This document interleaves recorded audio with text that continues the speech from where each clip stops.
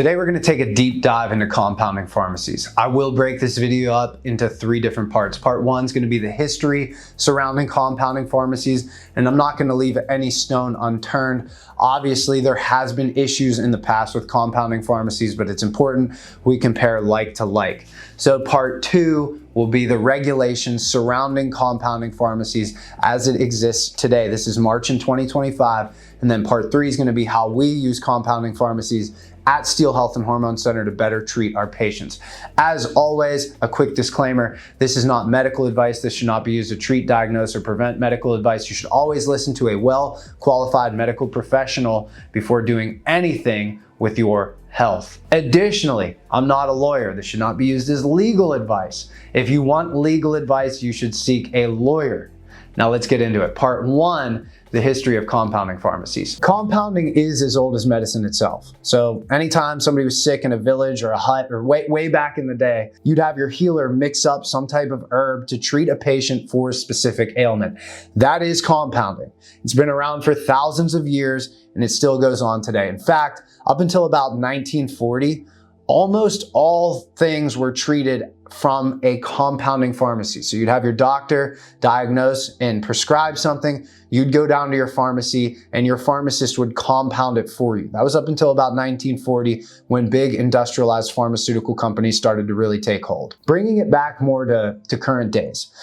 There is a reason why people will say compounding pharmacies are unsafe or compounding pharmacies are no good. And we're going to look at some of those things right now. And then we're going to talk about how regulation has changed to try to alleviate some of these issues. So this is directly from the Department of Justice website. And this actually sucks, but in 2012, 753 patients in 20 states were diagnosed with a fungal infection after receiving injections of MPA manufactured by NECC, which was a giant compounding pharmacy in the Northeast. And more than 100 patients died as a result. The outbreak was the largest public health crisis ever caused by a contaminated pharmaceutical drug. This was in 2012. So a compounding pharmacy basically made this injectable steroid and it was contaminated. And unfortunately, a bunch of people got sick and 100 people died.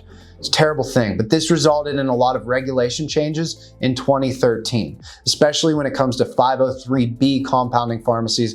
We're going to break that down later in the video. Another thing that's happened, just to bring it a little more close to home, and I'm trying to be as unbiased as possible. So there was, you've probably seen the guy from Ways to Wells on Joe Rogan. He's the co-owner of ReviveRx.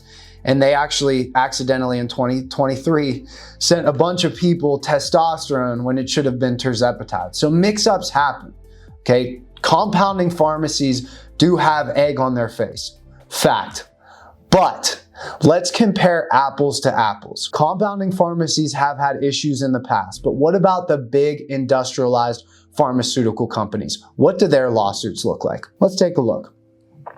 Purdue Pharma in 2025, that's this year, I'm recording this in March of 2025, has a $7.4 billion settlement basically because they single-handedly created the opioid epidemic. So the Sackler family, there's tons of documentaries on this, but there is a $7.4 billion settlement from Purdue Pharma because they were knowingly putting out these opioid medications that were addictive, and they said that they weren't. Okay, that is a major issue. So let's compare like to like. Like I said, compounding pharmacies have had issues. What else has Big Pharma been accused of or settled for? GlaxoSmithKline in 2012 was part of a $3 billion lawsuit for promoting drugs for unapproved uses and failing to report safety data. Eli Lilly themselves, these are the guys that, you know, if you heard of Semaglutide, tirzepatide, they're a big name in the medical weight loss community. Eli Lilly themselves settled for $1.42 billion in 2009 for illegally marketing their antipsychotic drug, Zyprexa, for unapproved uses. So look, there's egg on their face too. So compounding pharmacies and Big Pharma both have had major issues. Now, what are the regulations surrounding compounding pharmacies? Let's get into that in part 2 right now. Compounding pharmacies can be broken up into two different types. You got your 503A and you got your 503B compounding pharmacies. We're going to start with 503B because that directly relates to that 2012 incidents that we were talking about earlier. And this is directly from the feds right here. Let's take a look at the regulations surrounding it. So this is directly, again, from a federal website. Information for outsourcing facilities. The Drug Quality and Security Act, signed into law on November 27, 2013, created a new section 503B in the Federal Food, Drug, and Cosmetic Act. Under section 503B, a compounder can become an outsourcing facility. These are some of the regulations surrounding 503B. Number one, must comply with CGMP. That stands for Current Good Manufacturing Practices. So that's a pretty tight regulation. Not only how the medication is compounded, but even the source material. Number two, are inspected by FDA according to a risk-based schedule. So the FDA will walk into this facility and they'll inspect it. Number three, must meet certain other conditions such as reporting adverse events and providing FDA with certain information about the products they compound. So a 503B compounding pharmacy more or less is when, let's say we wanted to order a large amount of tirzepatide, so we'd get a large batch from this 503B compounding pharmacy. The physician would write the script and administer the medication to the patient. So we don't need to tell the pharmacy who the specific patient is, mainly because there's so much federal oversight. I believe that the feds probably think, okay, look, there's so much oversight here, the chance of there being a major outbreak for something terrible happening again is slim, again, because they have to meet all these standards. So it's not directly for a specific patient. It's the physician's discretion to write that script for the patient, but the pharmacy doesn't need to know the specific patient. We contrast that with a 503A compounding pharmacy. So again, this is directly from a federal website. This more or less, it pulled out all the salient points from, I'm sure, a 30,000 page document. That's how all of our bills get passed. And more or less, I read through this whole thing. We talked to lawyers about this. And the 503A compounding pharmacy is a little bit different. So it's not a large quantity, it's to a specific patient. So let's say, for instance, you're getting tirzepatide in the mail, probably coming from a 503A compounding pharmacy, because you're not getting a large quantity. And the way I imagine they're thinking about it, the chance of a huge outbreak is very slim, again, because we know each patient, the pharmacy knows each patient that the medication is going to. That's regulated on the state level. There are certain federal regulations that it still needs to meet. It's on USP 795 and USP 797.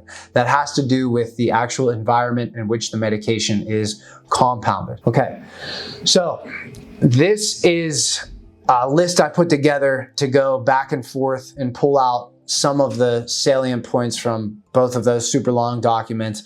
If you want to see each thing side by side, pause the video right now and just look over it. I'm just going to talk about a few things just to rehash it.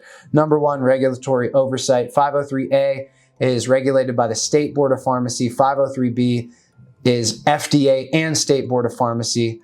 The adverse event reporting is more strict with the 503B. Labeling requirements, again, more strict with the 503B. And the facility registration it's required to register with the FDA on 503B, where it's only required for the state for 503A. That being said, they are both still regulated. 503B is regulated more on a federal level, and it involves the FDA directly. 503A is regulated more on the state level and involves the State Board of Pharmacies. So I want to give this guy a shout out who put a comment on my last YouTube video, and he said, well, I can just get the same stuff from a peptide website. And maybe you can. And look, that's your prerogative.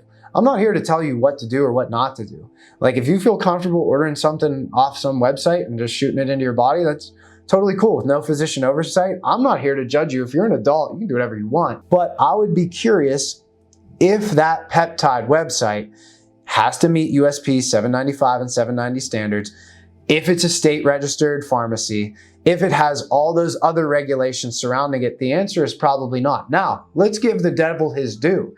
In terms of the sourcing material, these peptide pharmacies might be able to get the same source material as a 503A, but I still can't say definitively that it's just as safe as a 503A compounding pharmacy.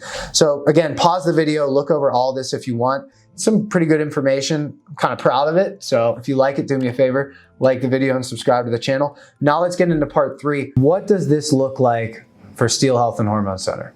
So for us, we use both. We'll use 503B if we need to treat people in office, that's pretty rare.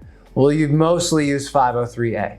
So not only do we feel comfortable using a 503A, again, because it's state registered, but we also go through the list and try to find the 503A compounding pharmacies that make the most sense.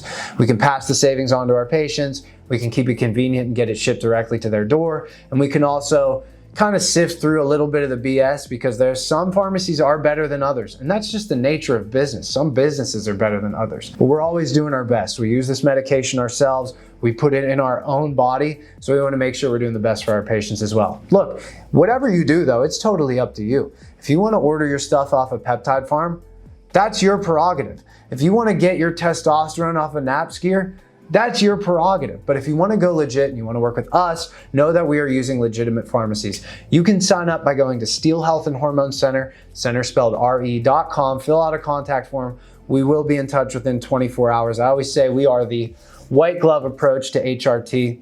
Hit us up. We'll talk to you very soon. Like the video, subscribe to the channel, and I will see you in the next video.